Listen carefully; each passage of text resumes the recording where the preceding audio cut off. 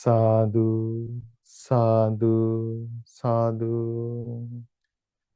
Namo tasse bhagavato arahato samma sambuddhasse.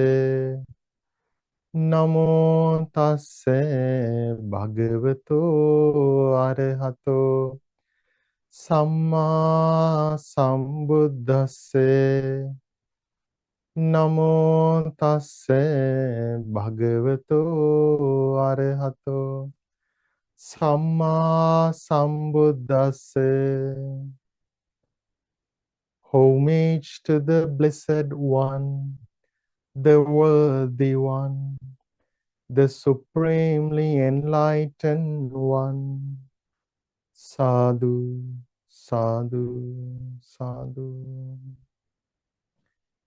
May my homage to my teacher, Pinnath Loku Swamin Wahanse. Sadhu, sadhu, sadhu. Dear friends, we have been discussing about 5 precepts. That is the basic virtue for the lay disciples of the Buddha. But however, you don't need to become a Buddhist to practice 5 precepts. Why? 5 precepts is an ethical practice. It helps anyone to have to develop their mind and have healthy relationships, and it helps people to make this world a better place. And today we have to talk about the 3rd precept. So let's do a quick recap about the 5 precepts. So we talk about there are 5 precepts. The first one is abstaining from killing living beings. The second one is abstaining from stealing. Third one is abstaining from sexual misconduct. Fourth one, abstaining from telling lies. And fifth one, abstaining from taking intoxicating drinks and drugs. And we learned these 5 precepts are not a commandment from the Buddha or anyone else. It's a voluntary practice to develop our mind, and also that helps us to have healthy relationship with our loved ones and also with this society. Okay, so today I have a presentation. Let me share my screen first. Okay, so the path of integrity, understanding the 3rd precept. Okay, here are the Pali words for this precept. You can try to say with me, Kamesu Michachara Veramani Sikkhapadang Samadhyami.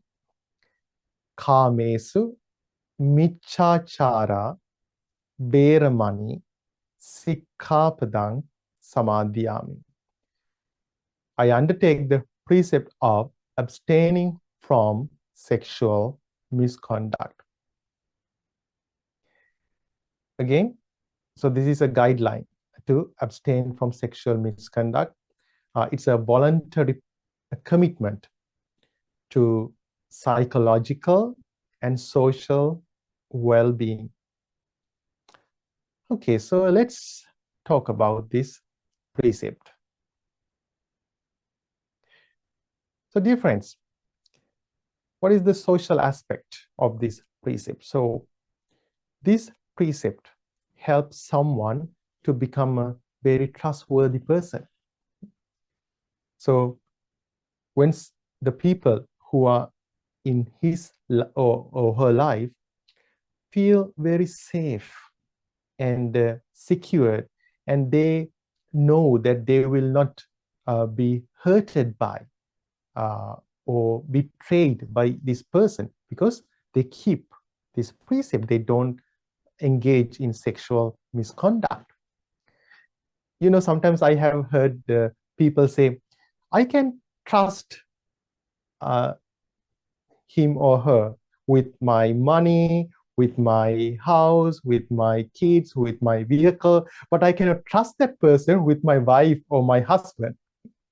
So why? Because they don't feel safe.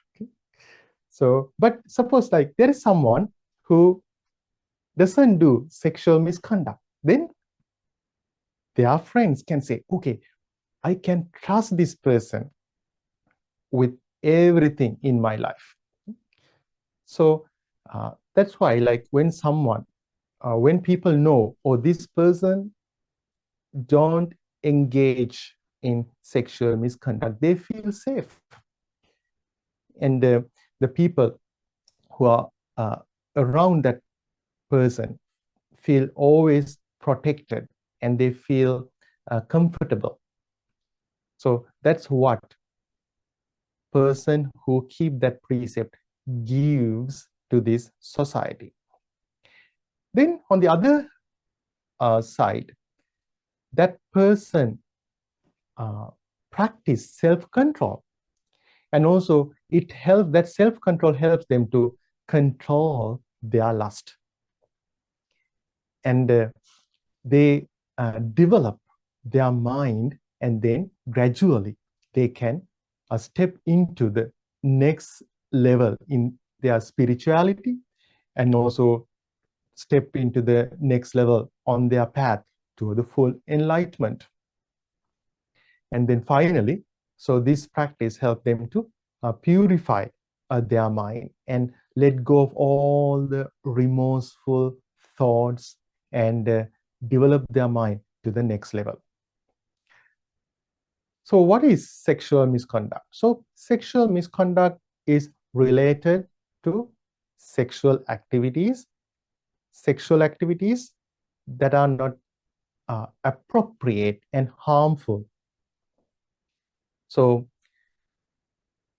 or in other words, all the sexual activities that go beyond social ethics.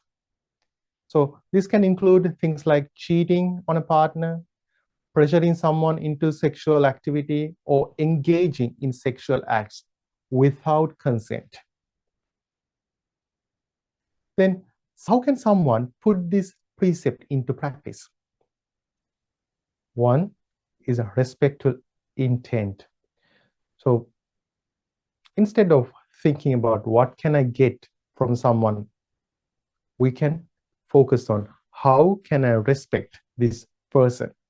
So then, so that respectful mindset helps someone to not to engage in sexual misconduct.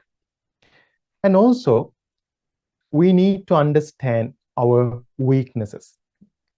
So, and then people should not expose themselves into an environment that can arouse their lustful thoughts, and then make them engage in sexual misconduct. I think most of the people who do not want to engage in sexual misconduct practice this. They do not expose themselves so into environments that can trigger their weaknesses and make them engage in sexual misconduct. And also the next one, we need to have respect toward the relationships and families, the relationships of other people and the families. So we need to understand, like, everyone likes to keep their relationships and their family. So people should respect to the relationships of other people and their families. And creating safety. So ensuring every interaction is honest, consensual, and kind. So, uh, so if within your family, you can practice this. Like you create that safety for everyone in the family, and also in your social circle. And then here's the very important thing: mindful awareness. So we need to notice our impulses early, so we do not take those thoughts will not take control of our choices. Otherwise, like people are led by those lustful thoughts, then they engage in sexual misconduct. And then people need to keep their commitments. Like they have to stay true to the promises that they have made to their partners and to themselves.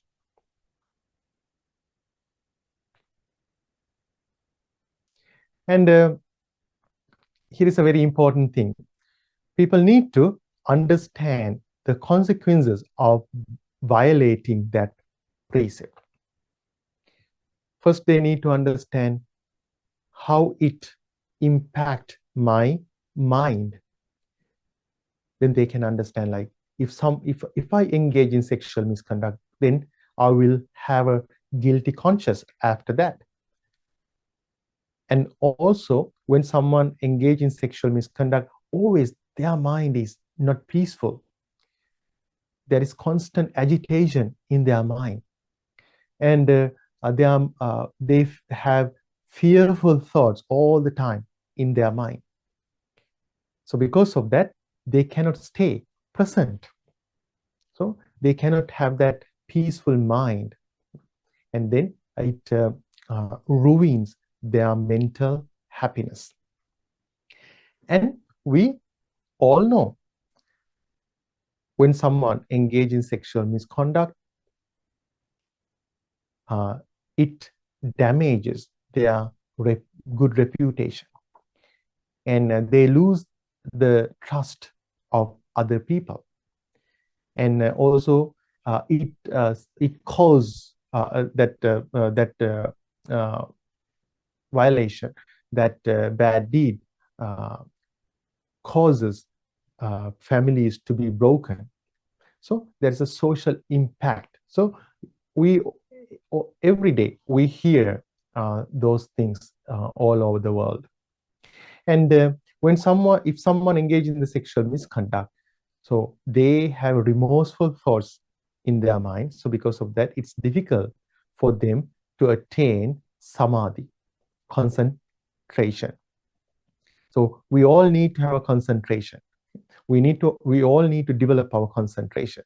So you meditate. Why? To develop your concentration, to develop your focus. So when someone has remorseful thoughts, then they cannot calm down their mind, they cannot develop their concentration. Because of that, they are unable to get into the next level in their meditation practices and their path toward the full enlightenment. And also, we know the people who engage in sexual misconduct vulnerable for the sexual transmitted diseases. So it's a impact that people get physically, and so there's a huge possibility for such people to get such a disease.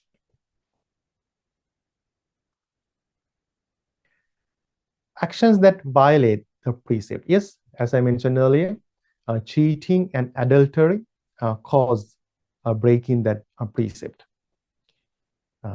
And then using, sometimes some people use their authority to pressure someone to get into the sexual misconduct. So in that way, they also violate the precept. And then people allow their temporary impulses to take control of their life. So because of that, they engage in sexual misconduct. So what are the benefits someone can get by following this precept? So number one, it deepens the trust. So it creates safe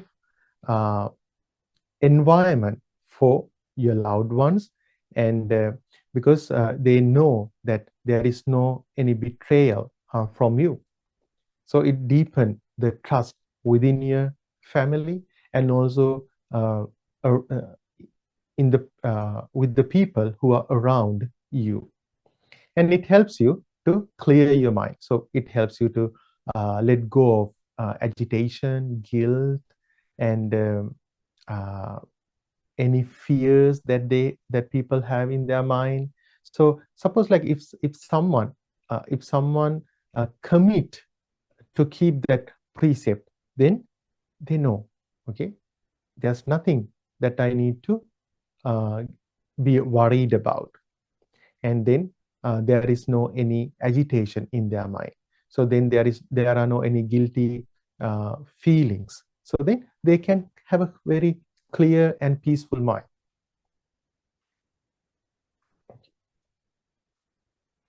And also it helps us to live in harmony with others, because it contributes to the stable and respectful society by honoring the bonds of others.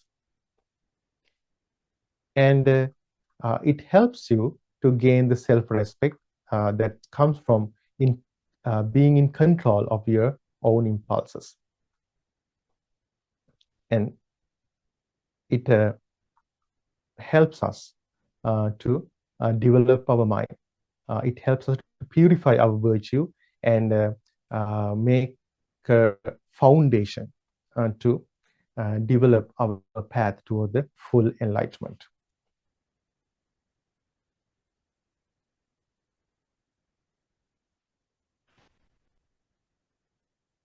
And dear friends, we talk about this thing a couple of times. So when we talk about other precepts, so the threefold purity. Okay?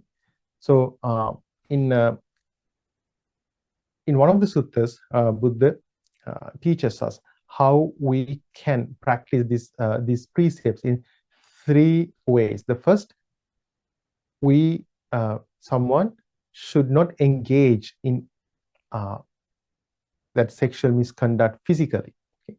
So they abandon engage in sexual misconduct. They keep that precept.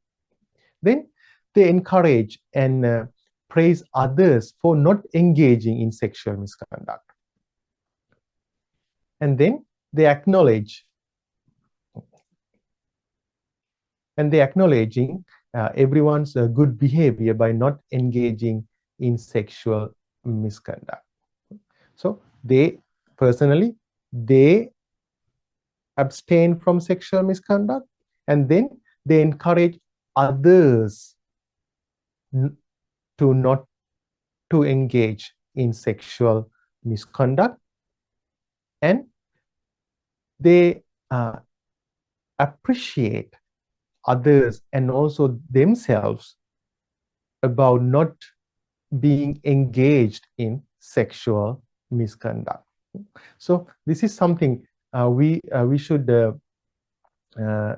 do always, because some yes, people keep these precepts. Okay, it's not an easy thing; it's a very hard thing, but they forget to acknowledge their effort, acknowledge their ethical behavior, and also they forget to acknowledge the ethical behaviors of others. Suppose like you have a family, okay, you are in a relationship, okay, so normally if the other person engage in sexual misconduct, like it make a huge impact on yourself. But in the other times, when they don't engage in any sexual misconduct, so people forget to appreciate it. People forget to praise their partner, their uh, uh, spouse about not being engaged in the sexual misconduct. So this is something that we need to do. We should appreciate ourselves, and also we need to appreciate other people as well.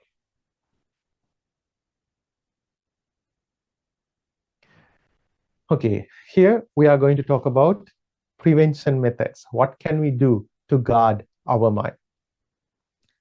Yes, we know always unwholesome thoughts arise in our mind. So meditation helps us to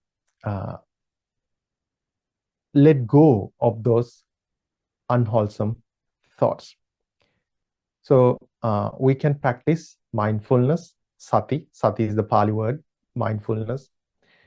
And why? Because mindfulness helps us to be aware of those negative thoughts when such thoughts arise in our mind. And it helps us to let go of those unwholesome thoughts and bring our focus to the present moment. And contentment or santutti. So people should learn how to be satisfied with what they have in their lives. And here's a very strong practice to control lustful thoughts, asubha meditation or contemplation on impurities in the body. So this meditation helps us to control lustful thoughts. Okay? You might remember we discussed about Meghiya Sutta. In that sutta, Buddha said we have to practice 5 things to mature our mind. And then Buddha said, while practicing those 5 things, you have to practice 4 meditations. So one of them is this meditation, Asubha meditation, contemplation on impurities in the body. So in that sutta, Buddha clearly mentioned, to let go of lustful thoughts, you need to practice Asubha meditation. So when someone practices Asubha meditation, contemplation on impurities in the body, so it helps them to let go of the lustful thoughts that make them to be engaged in sexual misconduct. So then keeping this precept become very easy for the people. Why? They don't have those thoughts in their mind. Because mind is the chief. Okay? Mind precedes everything. So people speak or act based on what that arise in their mind. So if someone doesn't have any thoughts about getting engaged in sexual misconduct, then very easily they can keep this precept.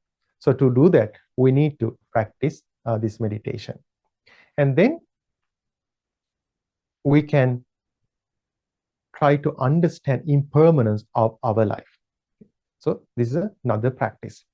So this helps us, understanding impermanence of our life helps us to restrain our sense faculties.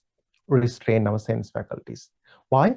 Because lustful thoughts arise when our sense faculties engage with external things. Suppose someone see another person who is more beautiful or more handsome than their partner. So then they might keep thinking about it.